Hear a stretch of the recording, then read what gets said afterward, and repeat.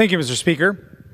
I rise today during Skin Cancer Awareness Month to raise awareness of the most common and often avoidable form of cancer, non-melanoma skin cancer.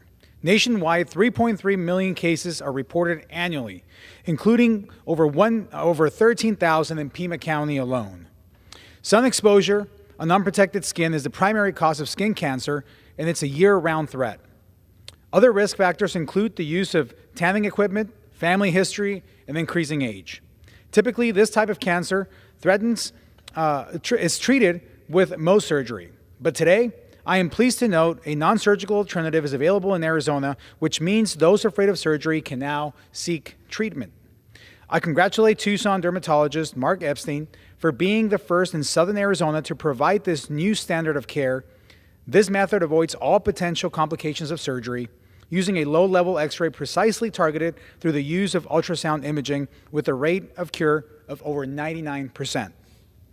Given that most states now offer this non-surgical treatment and more than 50,000 patients have been treated successfully with it, no one should avoid timely treatment for this common skin cancer.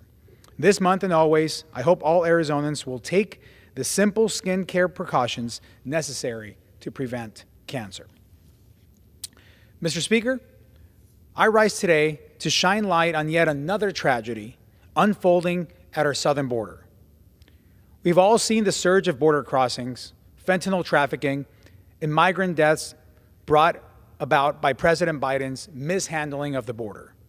Recently, the New York Times investigated the treatment of migrant children by the Department of Health and Human Services. They found that the department had lost contact with over 85,000 migrant children after placement with sponsors. What's even worse, hundreds of these children have been found in work environments that defy child labor laws, some working 12-hour days in hazardous conditions. In an effort to rush migrants out of the government custody, HHS lack of vetting has put vulnerable children directly in harm's way. As an immigrant myself, and especially as a father, it's heartbreaking to imagine the neglect that these innocent children have endured. First as a casualty of the border crisis, and now by the agencies tasked with rescuing them. It's a national tragedy and an embarrassment to allow this exploitation to continue. I am proud to be a first-generation American who has benefited from the freedoms and opportunities of this country. This is not the best that America has to offer. What's happening at the border is not part of the American dream my family pursued and thousands of other families continue to pursue. We've seen babies abandoned in rivers, migrants dying in deserts, and high-speed car chases through our neighborhoods.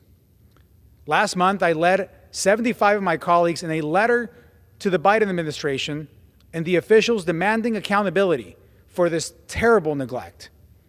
We carried out our constitutional duty of oversight and set a deadline for Secretary Mayorkas and Secretary Becerra to provide transparency. The deadline was 12 days ago. With the Biden administration refusing to take action to prevent another surge at the border, it's hard to see what exactly these officials are preoccupied with. This must be a top priority. Focusing on border security isn't just about keeping Americans safe. It's about stopping an ongoing humanitarian crisis. As we speak, lives are being put at risk, migrants are being exploited, and the only people winning are the cartels leveraging this administration's weak border policy. I urge President Biden and his cabinet to accept accountability for this disaster and implement the border security measures our country desperately needs. There is no time to waste. With that, I yield back.